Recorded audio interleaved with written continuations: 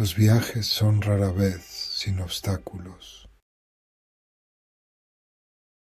Un tren corriendo rápido tiene que disminuir al pasar por una curva debido al incremento de fricción contra las vías de afuera y aumenta velocidad yendo cuesta abajo debido a la asistencia de la gravedad. Una bala veloz pierde velocidad yendo contra el aire por el que debe de pasar. Los rayos de luz pasando a través del agua se doblan de la fuente de luz y el ojo. Esta desviación detiene la velocidad ligeramente. Aún en el vacío, una partícula que se mueve es afectada por la gravedad o influencias magnéticas cercanas. ¿Qué encuentra el planeta X en su pasada que cambia su índice de velocidad?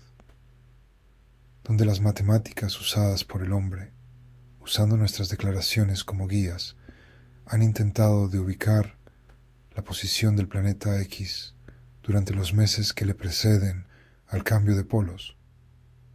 La distancia y velocidad no pueden ser calculados uniformemente.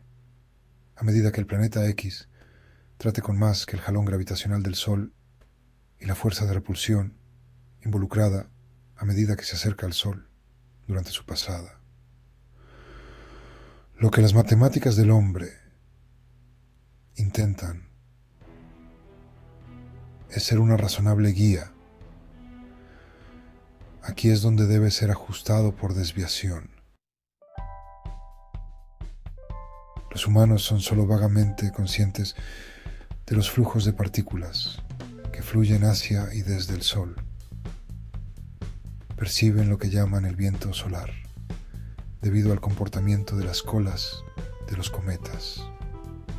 Sienten una presión magnética a medida que la magnetosfera de la Tierra es empujada hacia afuera del Sol.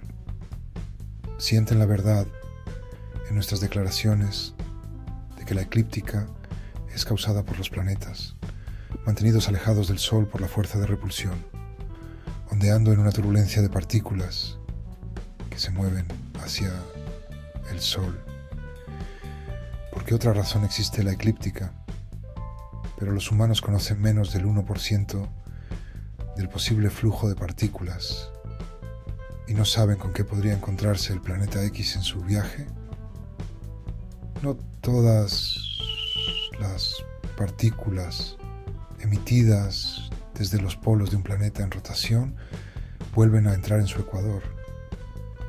Donde este es el caso, las trayectorias para el flujo de partículas estarían llenas y algunas se evitarían entre sí o buscarían un camino menos concurrido.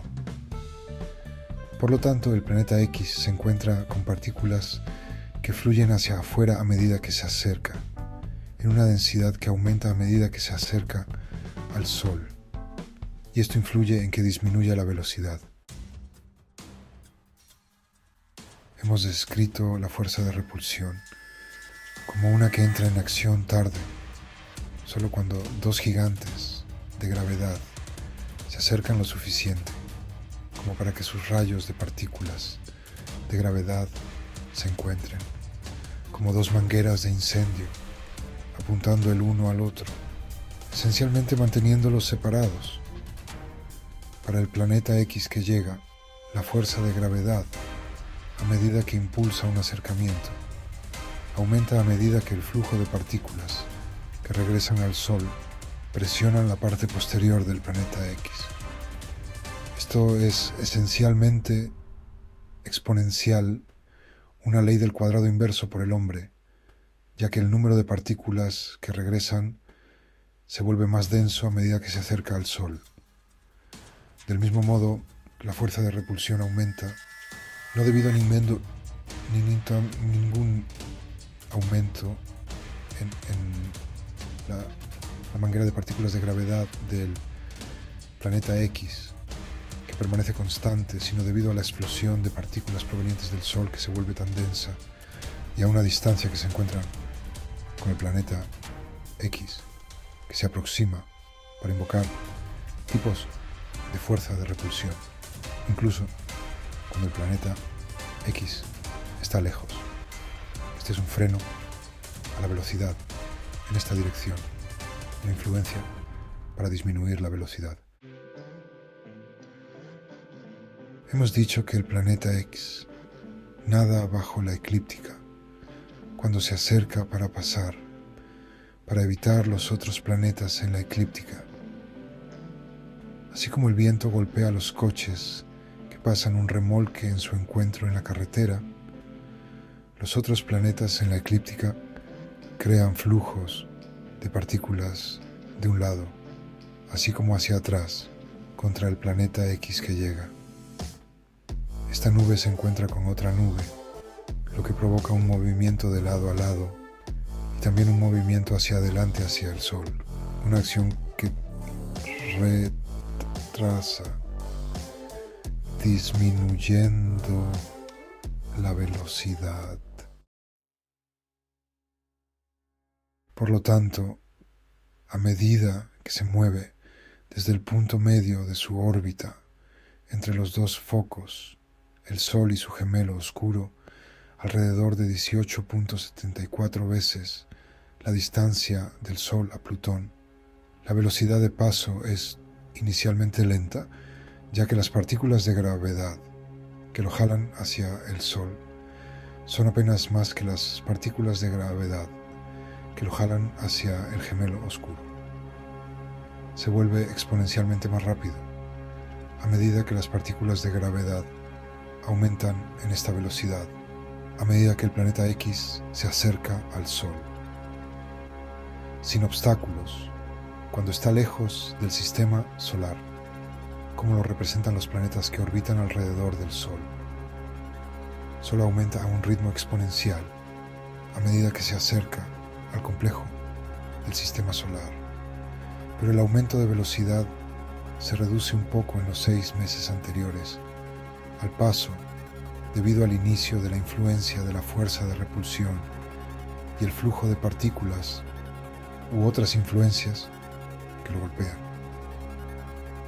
Disminuye drásticamente alrededor de la órbita de Marte por la acción de desaceleración de la fuerza de repulsión, lo suficientemente fuerte como para contrarrestar la caída hacia el Sol.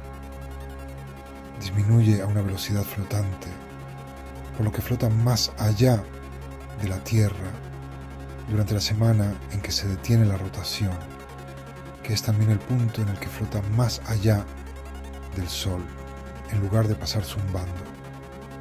Aumenta en velocidad para salir del sistema solar interior a medida que las ráfagas láser de partículas de gravedad provenientes del Sol se suman al impulso, y a medida que pasa el Sol se combinan para aumentar su velocidad en su camino.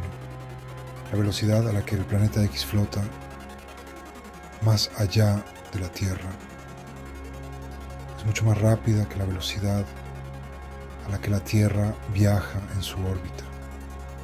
El planeta X estará a millones de millas de la Tierra, no a medio camino entre la Tierra y el Sol, donde la velocidad del planeta X es suficiente para moverlo de un lado de la órbita de Saturno al otro en 3 cortos meses. Disminuye la velocidad a medida que se acerca al Sol. Esto es similar a frenar un remolque en la carretera y tener que maniobrar en una curva.